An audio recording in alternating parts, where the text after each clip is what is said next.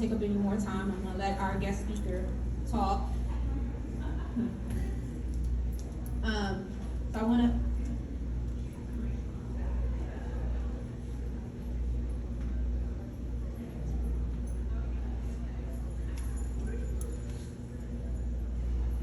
I'm gonna introduce our guest speaker. He's just gonna speak for about 15 minutes or so.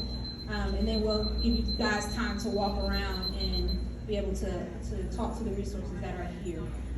Mr. Wood was born and raised in Richmond, Virginia, where he attended Richmond Public Schools. He is a member of Faith Landmark Ministries, where he mentors 5th and 6th graders. He's an active member of the Henrico and Hanover Reentry Council, as well as the Churchill Council. He is currently a reentry specialist with the Virginia Department of Corrections.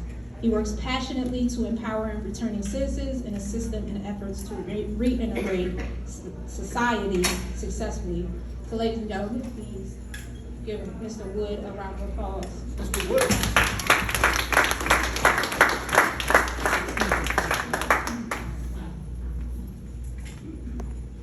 Good evening, everyone. Good evening. How y'all doing today? Yeah, it's great to be alive, ain't it?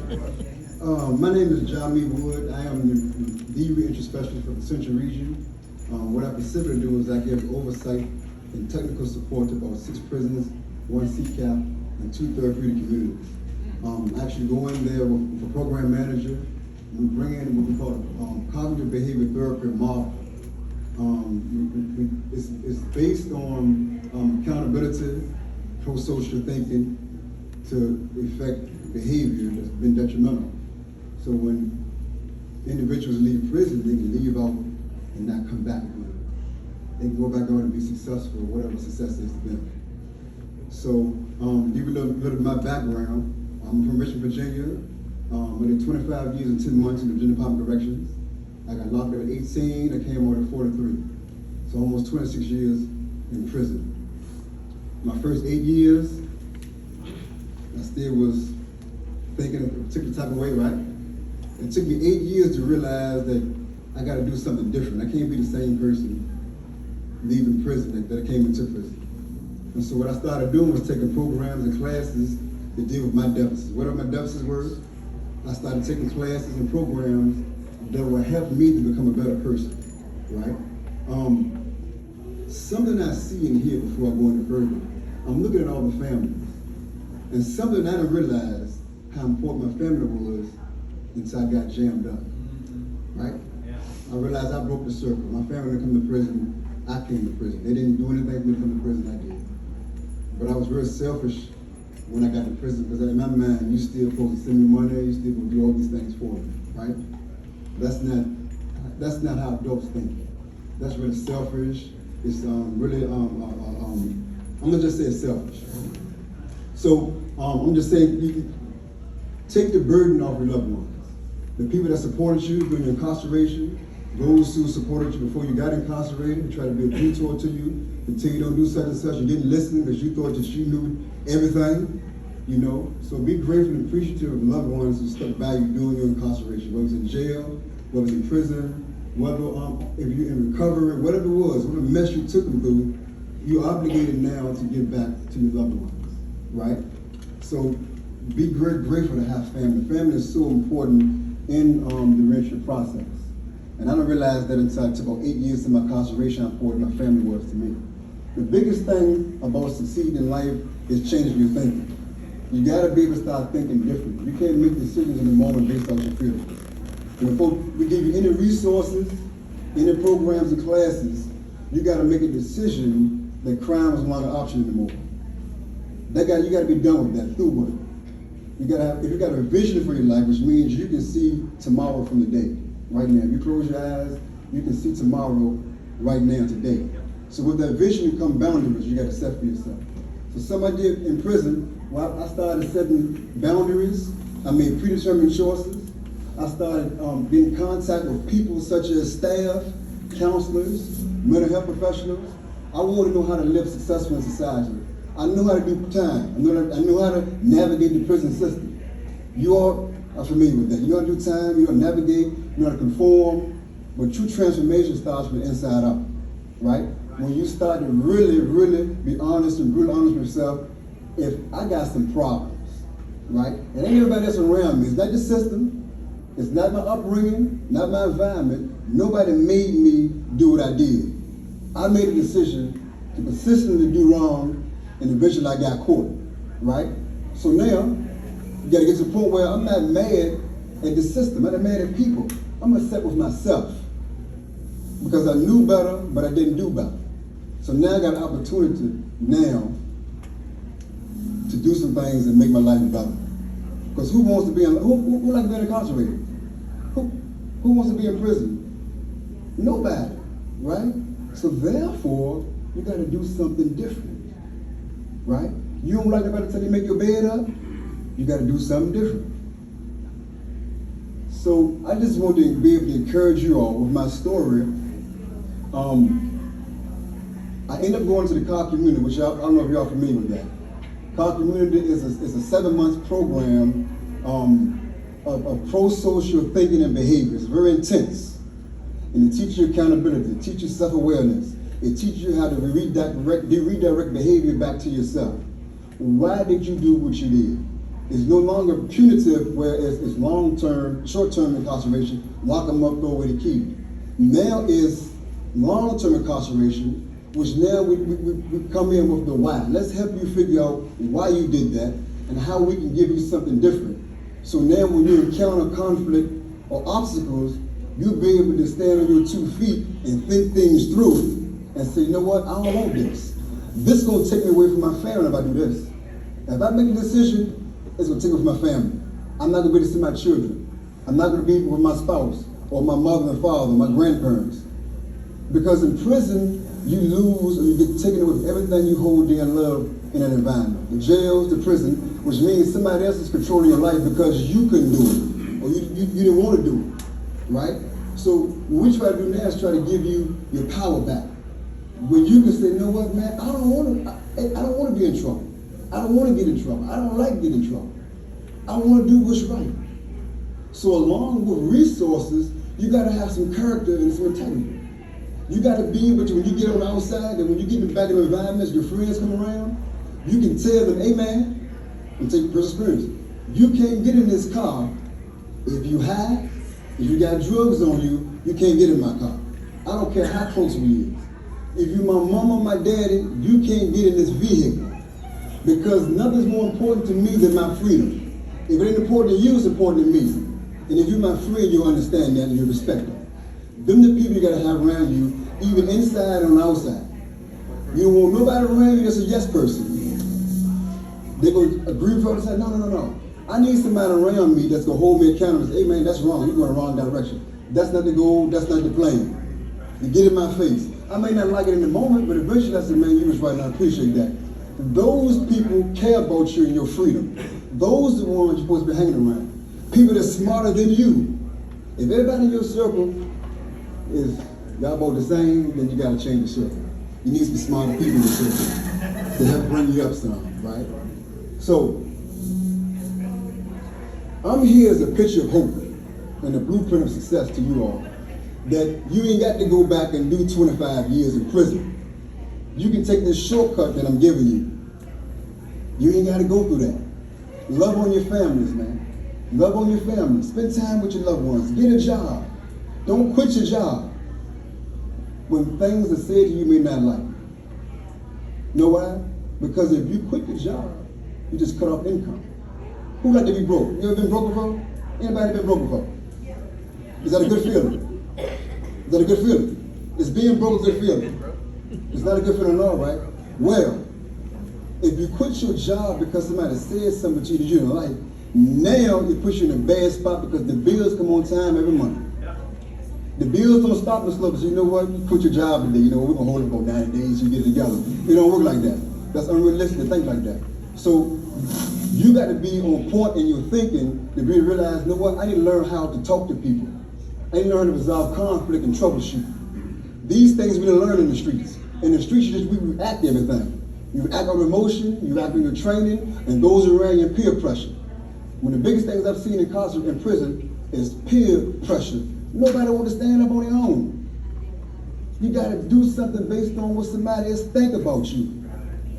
No, I'm talking about 50-year-old people. It ain't age, has nothing to do with peer pressure. I watch guys refuse to go up and speak or say I need help because the person sitting beside them said, man, don't go up there.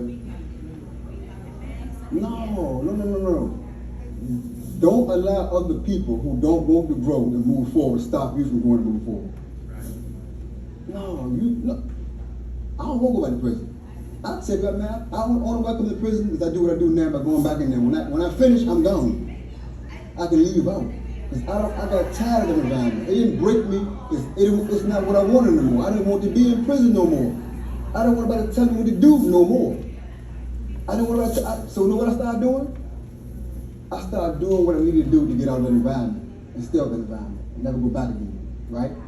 Now, I got 15 parole turned down. Seriously, the crime. Everything was dealing with the crime. 15 parole turned down. I made parole 2017.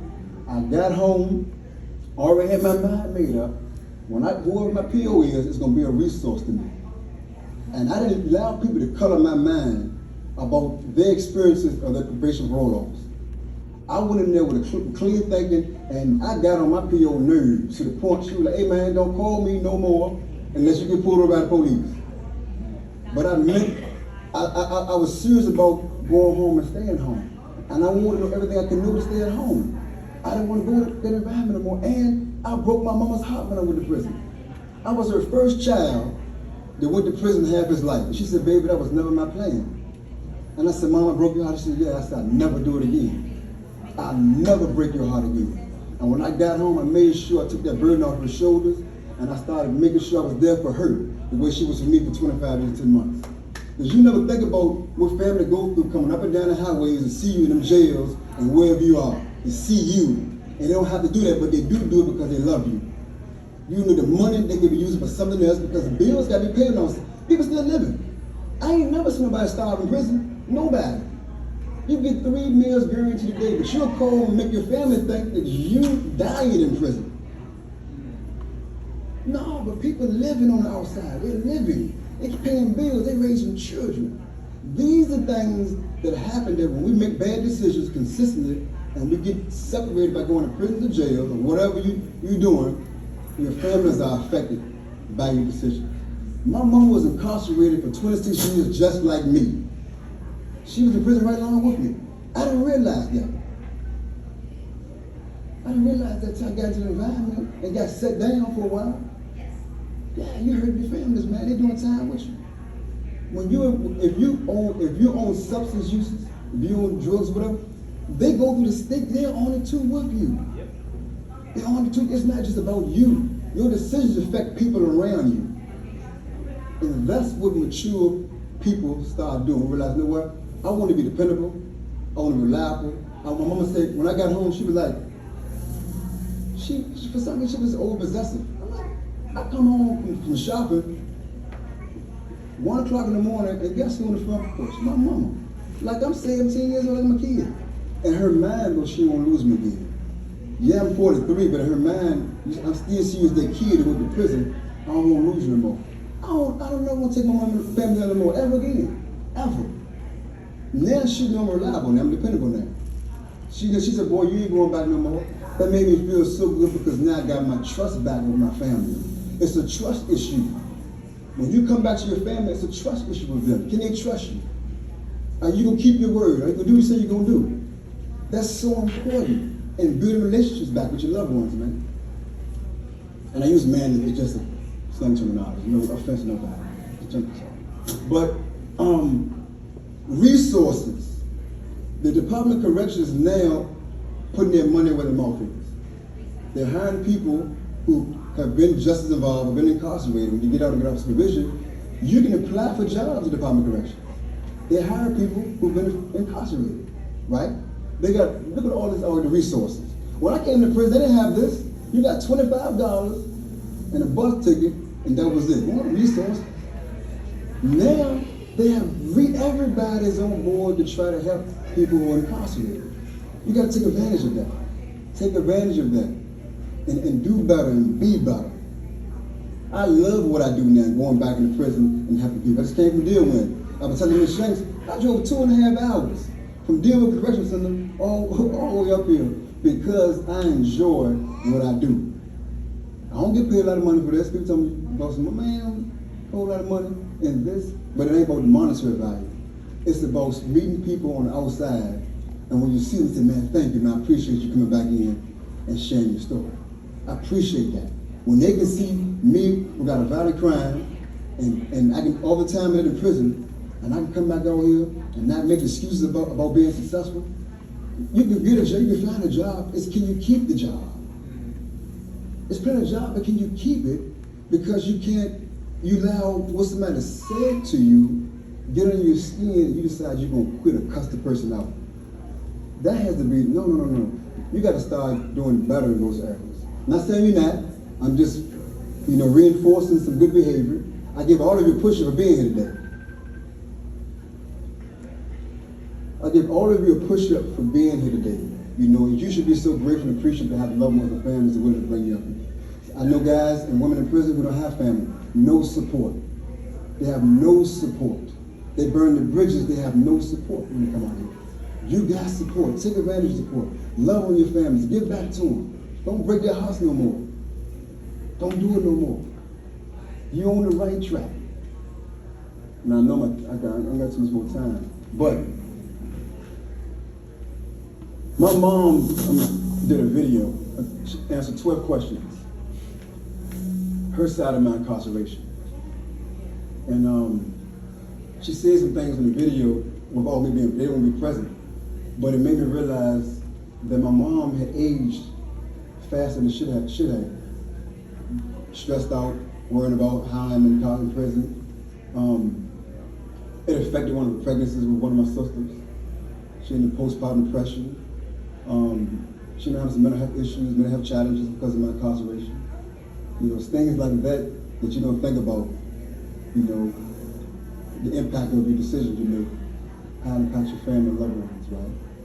So, if I can say anything to you all, you got to make a decision that crime, again, is no longer an option.